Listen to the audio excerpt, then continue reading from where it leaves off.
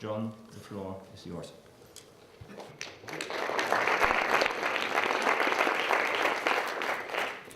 Thank you very much indeed, Rolf. Flattery will get you everywhere. Schönen guten Abend, meine Damen und Herren. Es ist wirklich toll, hier wieder zu sein in Berlin. As Rolf said, I lived in the Leipziger Straße from the start of 1989 to 1990, from the beginning of all the events until the end of the beginning of unification, and it was the epicenter of the offline political battle in the world, although we didn't use the term offline then. And I just remember on that fateful night going across, it was still Checkpoint Charlie, into Kochstrasse, finding a little imbiss place on Kochstrasse, begging the man if I could use his telephone, and doing a transfer call and dictating my little piece of history from sitting on the floor of a little kebab place. But that was life without technology. That was 1989. I think we've all moved on a long way since then in terms of technology, but perhaps we haven't moved as far as we otherwise might think we have in terms of real life. This is a pivotal moment for the internet, for freedom of expression, and for the relationship between citizens and the relationship between individuals and the state. Technology has broken down vertical deference, or at least we thought it had. It has given people a sense of entitlement towards information, the right to be heard, and crucially, and wrongly in my view, a sense of the right to be offended. Some of what I might say, members of the audience may disagree with, but on one thing I'm confident we are all of a similar view. We are all, wherever we live, and whoever we represent, we are all struggling to understand the online world and how it affects our behavior offline as well.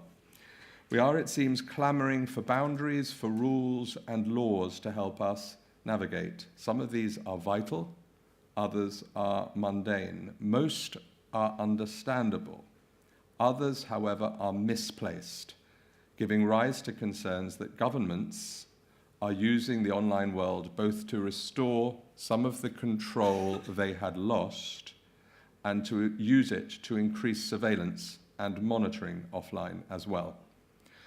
On the day-to-day, how physically do we cope with being wired 24/7 in the most basic sense? Some of the executives I've been getting to know in the world of technology are the most assiduous in demarcating their use of time. When do you switch off your phone? When do you not look at your emails? When do you not open your tablet or switch on your computer? Is just the start of a much bigger question about the way we lead our much faster lives. In broader terms, the internet has granted horizontal access for all, not just to information, but to communication as well. The dangers are obvious. Adults inveigling themselves with children, others using anonymity for nefarious ends, and trolling. Some things are clear. We all know that, for example, child pornography is hideous. We all know that the sending of abusive messages is deeply upsetting. We know that racial and religious hatred cause considerable damage to our increasingly multicultural societies. But how does one regulate all of the above and more? How do you account for manners, for good and bad behavior? How do you arbitrate on issues of cultural and other sensitivities? And crucially, who should be doing it and in whose name? So to sum up my general introductory observations and to take me on to the second section, I will offer 4 thoughts. Number 1, the dream of the founders of the internet, that the world online would be freer than the world offline, has been dashed. Number 2, the direction of travel now is almost incessantly towards control. This is in a variety of areas.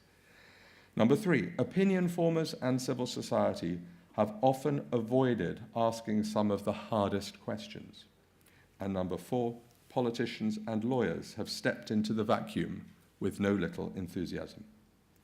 The control agenda can be divided into several areas. I'll summarize them as this: institutional, political/legal, and cultural. First, the institutions. In a week's time, I will, like many people here, be in Baku for the Internet Governance Forum. It will be in the capital of Azerbaijan, with a consistently poor record on freedom of expression and human rights more generally. It is an unlikely choice, but it is important that participants use the venue for some tough arguments. Then, in a month later, a more ominous gathering will take place in Dubai at the ITU, the World Conference on International Telecommunications, or WICIT.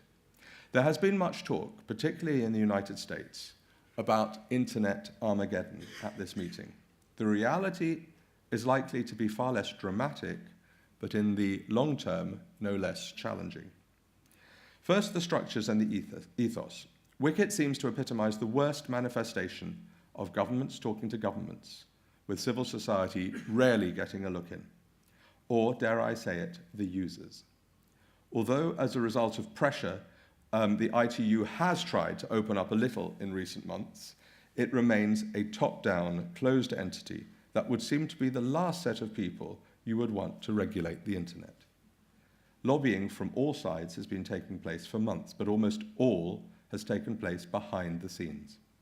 The ITU describes itself as a multi-stakeholder organization, but the claim is spurious.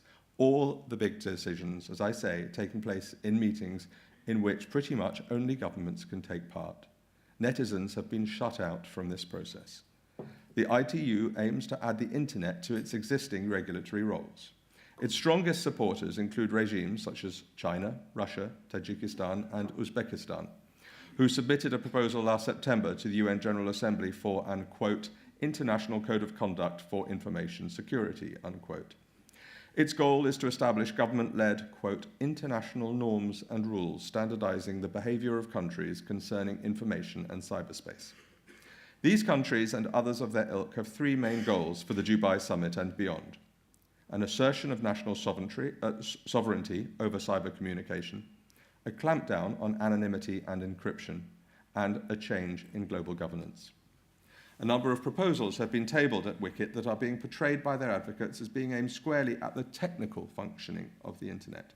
These include charging and interconnection, regulation of traffic routing, child protection, spam, misuse of resources, network security, and of course, cybersecurity. They are technical in their application, but to a great degree, they are also political. This is about far more than bureaucratic tinkering.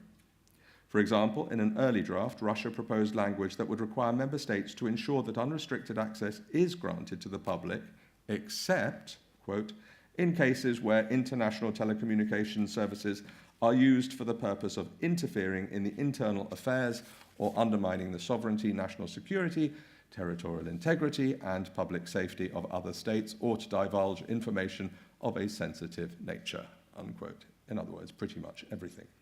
What better example could there be of the idea of an internet circumscribed on the basis of the positive contributions to the functioning of the state? Unsubtle early attempts such as these have been largely seen off, although such are the vagaries of interminably long international conferences that one should always remain vigilant. Nonetheless, authoritarian states may choose to hold off and resubmit at subsequent lower-profile conferences. They will pursue an agenda of seemingly innocent and innocuous expansion of intergovernmental powers. This will become a battle of attrition. In short, the ITU is an inappropriate, indeed potentially dangerous forum to regulate the fast and furious and endlessly flexible and changing online world. Many would agree, however, that the existing institutions, such as the IGF and ICANN, are not ideal. The IGF, founded in 2005, is a giant and cumbersome talking shop. ICANN belongs to an era when a few individuals could make decisions that seem to affect not many. They are both in need of modernization. Internet governance has long been the preserve of geeks, civil society, and obscure international organizations with a disproportionate US influence. For the moment, the big companies remain American, but that dominance, as with all other areas of economic, financial, and corporate life, will inevitably shift. As for the companies, they too are navigating these difficult various issues. You could count them as follows: privacy, stroke data retention, intellectual property, stroke copyright, stroke piracy, net neutrality and access, and the whole question of monopolies, competition and restrictive practices. I don't formally speak for Google, but what I would say is that it is incumbent on all to find a way out of these issues. These are questions both of principle and pragmatism, requiring flexibility as technology changes. Privacy, for example, must be a question of proper transparency of practice, giving people opportunities to opt out where they wish. Intellectual property, again, we're heading to a world of a combination of the right of the producer both to get revenue from their original product, as has always been the case, but also to see and to embrace open access as a means not just of profile building, but of revenue raising as well. And when obviously it comes to copyright, in a particular note to Germany, not to use a sledgehammer to crack a nut. On freedom of expression, however, the path potentially seems clearer. After the debacle of China a few years ago, I am not saying there won't be such mistakes again, but organizations, multi-stakeholder organizations such as the GNI, the Global Network Initiative, are an important way to navigate through. And just for those not familiar, the GNI brings together the three founding internet companies, Google, Yahoo, and Microsoft. Facebook has recently joined as an observer, with leading NGOs, civil society organizations such as Index, which I used to run and on which I'm still a board member, Human Rights Watch and others, and academics and other experts in the field. Its whole aim is to enable and help companies navigate through these many thorny human rights questions and to hold them to account. And it's important for everyone involved in the online world to engage with multi-stakeholder organizations like GNI and like other ones as well.